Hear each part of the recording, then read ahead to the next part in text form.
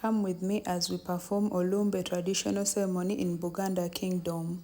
We kicked off the ceremony at exactly 5:30. We woke up early in the morning because our ancestors believed evil things happen in the dark, so we fight them in the dark as well. We started by singing traditional mocking songs. Things like demonic spirits, famine, diseases, insects, or anything that had attacked their beloved people. The mocking songs would scare the demons away. Before it turned to day, the family would keep a drunkard on alert in order to inform them that it was turning to day. Open the door.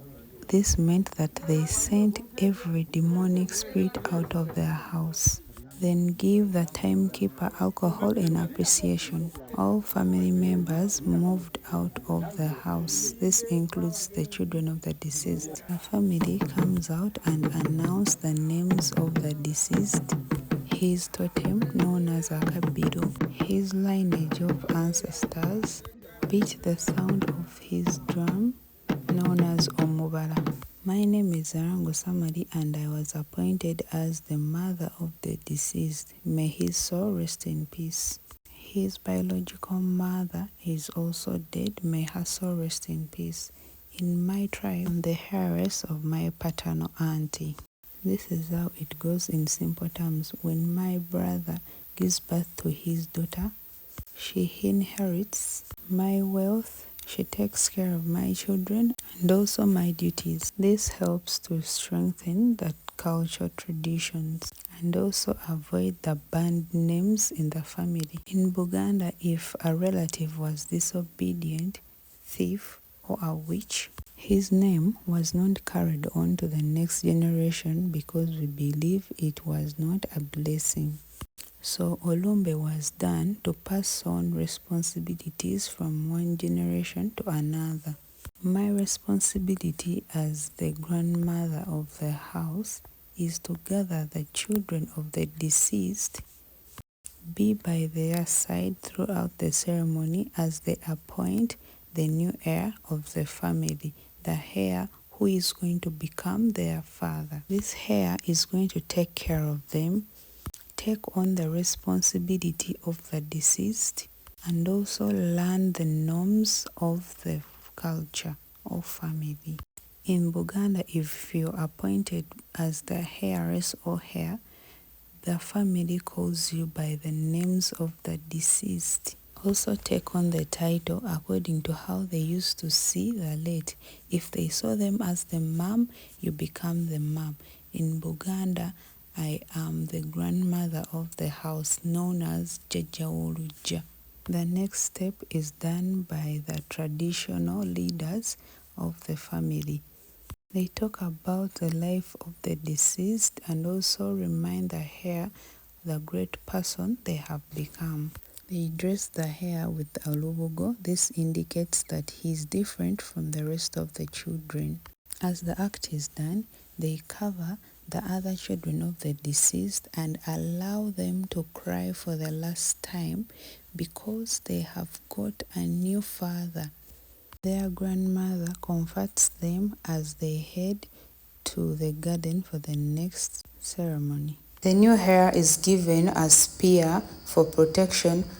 The traditional leaders appoint a girl or a woman to help the heir in the house. The traditional head of family reads him his new duties and roles as he's going to perform them. He also reminds him that he will not walk the journey alone because the family members are there with him. The girl was given a bottle and a knife known as endeku. The bottle symbolizes that whenever a new person or a visitor came into this house, this lady was meant to give them something to drink. The bottle, known as endeku, has two straws, the blocked one and the unblocked straw. The blocked straw symbolizes that she has to keep secrets. The unblocked one symbolizes that she has to think before she speaks. In the basket, there are coffee beans. The traditional leader and the girl share them. This means that in this house, there must be plenty of food for strangers and visitors that come into the house. He encourages them to be hardworking in order to provide to those who look up to them.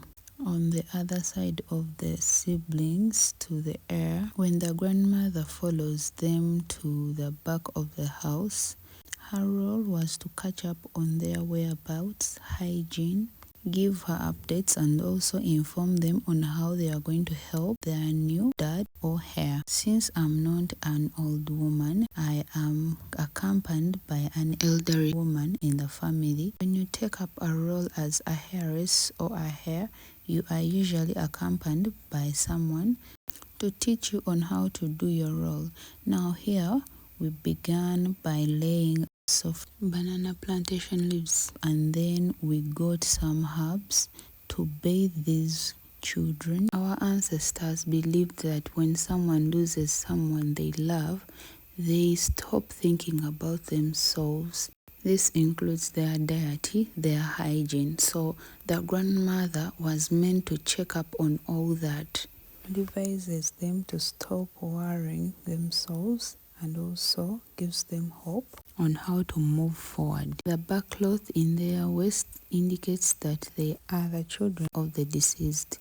Now, since they got their new dad, I remove it, bathe them as a sign of a new beginning. I did the same to all of them. I gave the little baby a full body wash. Due to privacy, we shall not show that. Most of the people fear to perform the olumbe because this back cloth and the cut off nails plus the hair, if not handled well or hid very far, can be used for an evil act.